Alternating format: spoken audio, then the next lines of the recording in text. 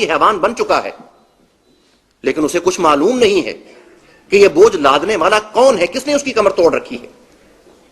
جس کے پاس کچھ وقت تھا اللہ کے ساتھ تعلق جوڑنے کے لیے فرائض کے علاوہ نوافل کی صورت میں، وہ ان سے محروم ہوا۔ جو صرف فرائض کی حد تک تھا وہ ان سے محروم ہوتا چلا جا رہا ہے۔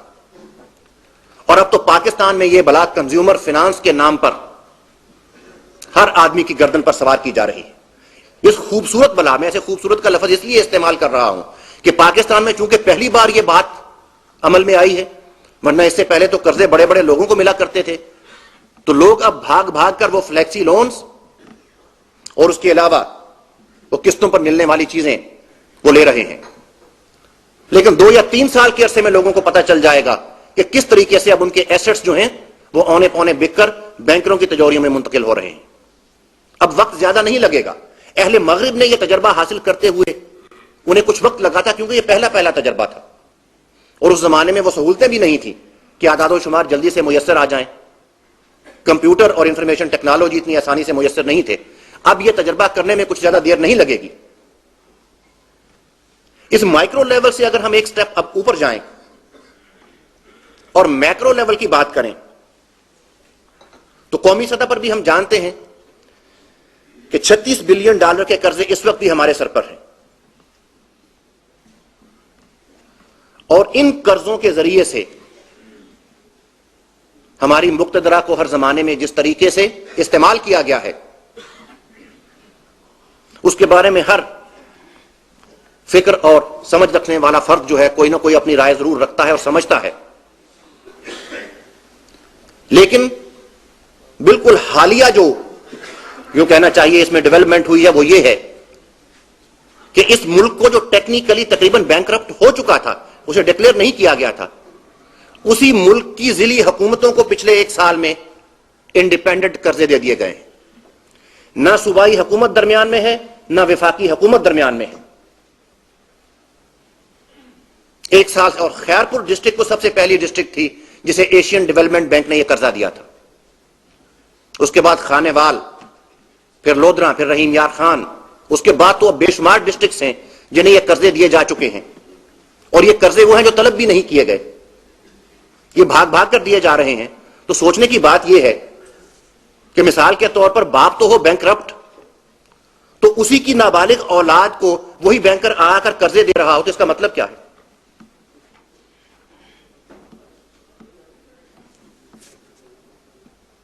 اب یہ جو ان کی فسونکاری ہے اسی کا ایک مظہر یہ بھی ہے، بلینکس آپ فل کرتے چلے جائیں گے۔ تازہ ترین بات جو میرے علم میں آئی وہ یہ ہے کہ یہ ہمارے یہاں جو کیبل سسٹم چلا ہے اور جس کے ذریعے سے ہماری قدروں کے خلاف ایک انتہائی خوفناک یلغار جو ہے اریانی اور فحاشی نے کر ڈالی ہے،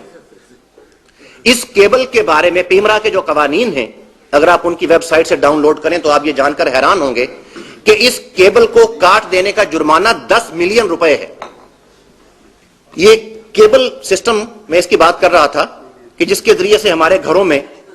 یہ جو اریانی اور فحاشی کا ایک وہ سیلاب جو ہے اس نے رخ کر لیا ہے، ہماری قدروں کے خلاف، ہمارے ایمان کے خلاف، ہمارے اوقات کے خلاف جو یلغار ہے، اس کیبل کو اگر کوئی نقصان پہنچائے، اس کیبل کو اگر کاٹ دے کوئی شخص تو اسے 10 ملین روپے جرمانہ ہو سکتا ہے،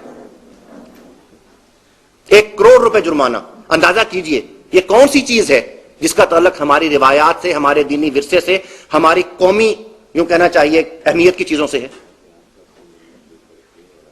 سوچنے کی بات ہے کہ یہ کس نے کروایا ہے۔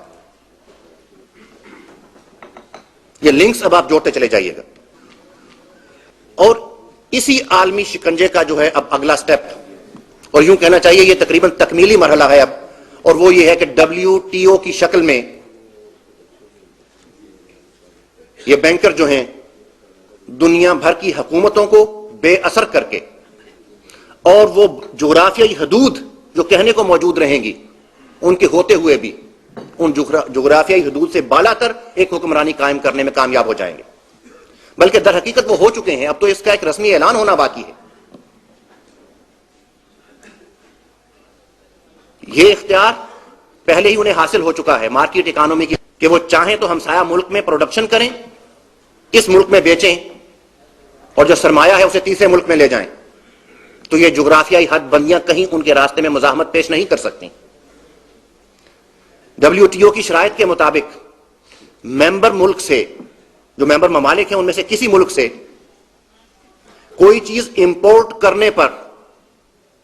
کوئی حکومت پابندی نہیں لگا سکتی۔ تو اب ذرا تصور میں لائیے کہ ڈسٹرکٹ رحیم یار خان کا ناظم اگر وہ یہ چاہے کہ میں اسرائیل سے کوئی چیز امپورٹ کروں،